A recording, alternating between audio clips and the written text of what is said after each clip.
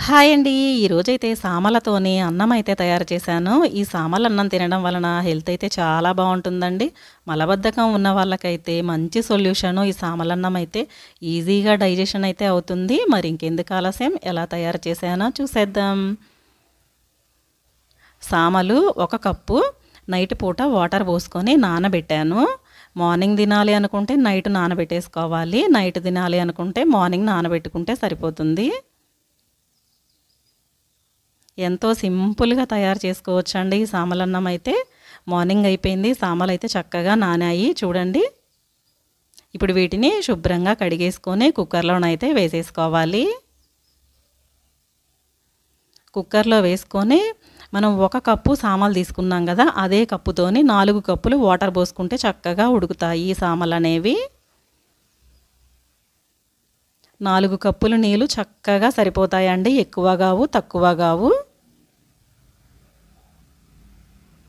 Thyroid, diabetes ఉన్న వాళ్ళకైతే ఈ సామలన్నం చక్కగా కంట్రోల్ అయితే చేస్తుంది.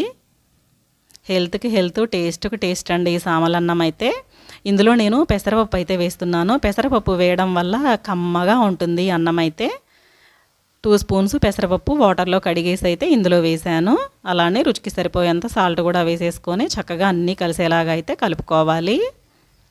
మీరు కూడా ఒకసారి ట్రై చేసి చూడండి. ఈజీగా తయారు చేసుకోవచ్చండి. హెల్త్‌కి హెల్త్ చాలా బాగుంటుంది ఈ అన్నం అయితే. ఇప్పుడు మూత పెట్టేసుకొని 4 విజిల్స్కి అయితే పెట్టేసుకుందాము. 4 విజిల్స్కి మనం మూత అనేది పెట్టుకుంటే చక్కగా ఉడుకుతుంది అన్నం అనేది. 4 విజిల్స్ అయిపోయిన తర్వాత చూస్తే మంచిగా ఉడికిపోయిందండి ఈ అన్నం అయితే. ఇలా ప్లెయిన్‌గా కూడా తినొచ్చు, కర్రీ వేసుకొని తినొచ్చు, ప్లెయిన్‌గా తినొచ్చు, పోపు కూడా పెట్టుకోవచ్చు. నేనైతే పోపు అయితే పెడుతున్నాను. స్టవ్ వెలిగించి ప్యాన్ పెట్టేసుకొని నెయ్యి అయితే వేశాను. జీలకర్ర, కొన్ని జీడిపప్పులు, డ్రై ఫ్రూట్స్ అనేది ఆప్షన్ అండి. వేసుకుంటే తింటూ ఉంటే మనకి చక్కగా పంటి కింద అయితే తగులుతూ ఉంటాయి ఈ డ్రై ఫ్రూట్స్ అయితే.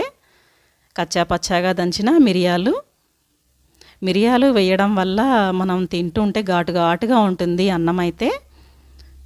కొంచెం కరివేపాకు చిటపటలాడే వరకు అయితే మనం ఇలా వేయించుకుంటే సరిపోతుంది.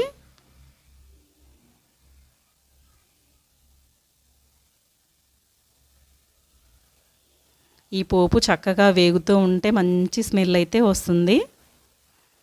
కొంచెం ఇంగువ కూడా వేశాను. ఇంగువ వేయడం వల్ల మనకి ఈ అన్నం అనేది ఈజీగా డైజెషన్ అయితే అవుతుందండి. ఇంకా స్మెల్ కూడా బాగుంటుంది. అంతేనండి, ఎంతో సింపుల్గా సామలన్నం అయితే తయారైపోయింది. పిల్లలైనా పెద్దవాళ్ళైనా ఎవరైనా తినొచ్చండి. చక్కగా ఈ అన్నం తింటే మాత్రం యాక్టివ్గా అయితే ఉంటారు. అంతేనండి, ఎంతో కమ్మగా టేస్టీగా ఉండే సామలన్నం అయితే తయారైపోయింది. మళ్ళీ ఇంకొక కొత్త వీడియోతోనైతే కలుసుకుందామండి. మన ఛానల్ని అయితే సబ్స్క్రైబ్ చేయండి. Thank you. Bye bye.